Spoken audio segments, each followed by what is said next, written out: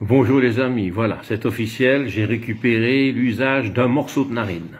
J'ai mangé un pain au chocolat qui avait le goût de chocolat, c'est un début.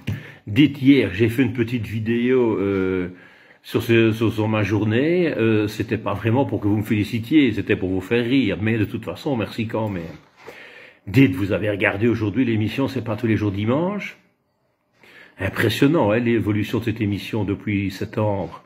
Hormis la barre du bossu qui a fondu comme les ongles dans du gel hydroalcoolique, dans l'ordre 1, ils se sont imposés des distances de sécurité, parce qu'il faut qu'ils montrent l'exemple.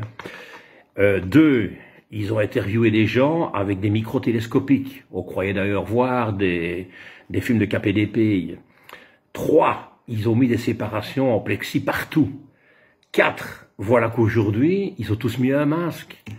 Par chance, ils ont eu la décence de ne pas broder le sigle de leur parti sur le masque. Merci quand même à eux. Que va-t-on voir dans les semaines à venir? Avec un peu d'imagination, le 1 du 11, donc dimanche prochain, un brumisateur de désinfectant au-dessus de la tête de tout le monde. Le 8, les intervenants seront tous reliés à un Baxter. Le 15 du 11, un tuyau en caoutchouc et tout le kit d'assistance respiratoire à portée de la main. Le 22 du 11, un mec des pompes funèbres qui prend les mensurations de chacun et propose toute la panoplie des cercueils disponibles. Et le 27 du 11, bonjour messieurs, dames, désolé, on saute le dimanche parce que ça devient trop dangereux. Bon, ça va, hein, les esprits chagrins, c'est de l'humour, c'est pour essayer de vous faire sourire. Parce que moi, même dans les situations dramatiques, j'essaie de trouver un peu de comique. D'ailleurs, pour ceux qui ont vu l'émission d'aujourd'hui, vous pouvez le revoir sur RTL Play, là. Avez-vous entendu les premiers mots de Di Rupo? Moi, je n'ai rien compris. Hein? Alors, est-ce que ces fausses dents étaient sorties et c'est son appareil qui les retenait et il essayait de les remettre? Je ne sais pas, mais je n'ai rien compris du tout. Et puis alors, il y a l'évolution du ton. Je rappelle quand même qu'il y a 6 mois, ce sont les mêmes personnes, Van Laten y compris, qui ne cessaient de dire, pas de panique, nous contrôlons la situation, faisons confiance au bon sens des concitoyens, et aujourd'hui, on parle carrément de la fin du monde. Le problème, c'est qu'aujourd'hui, ils sont plus proches de la vérité.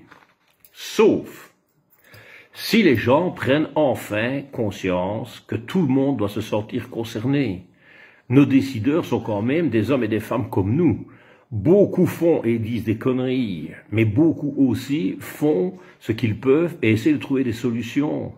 Et alors, évidemment, il y a les braillards des réseaux sociaux qui, eux, savent comment faire pour enrayer cette situation, mais on ne sait pas les contacter, ils sont occupés par leur travail sur Facebook.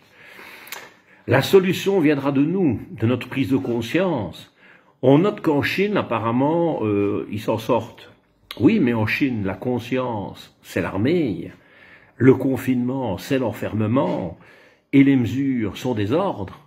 Et puis alors, pendant ce temps-là, on a notre bon Donald Trump qui se balade partout comme Superman, sans masque, en vociférant des inepties un petit peu plus chaque jour, devant une foule de dégénérés agglutinés, sans masque également, qui essayent d'attraper un postillon en souvenir, un petit peu comme les fans de Johnny ou d'Elvis à l'époque. Voilà, j'espère qu'on va s'en sortir le plus rapidement possible, parce que je vous jure qu'il ne se passe pas un jour sans que je ne pense à la détresse des artistes, des restaurateurs, des cafetiers, toutes celles et ceux qui égayaient notre vie au quotidien, ou alors tout simplement à tous ceux qui ont perdu ou qui vont tout perdre. Je sais que ça fait léger comme soutien, mais que faire de plus pour l'instant? Pensez à vous. Allez, je vous embrasse. Ciao.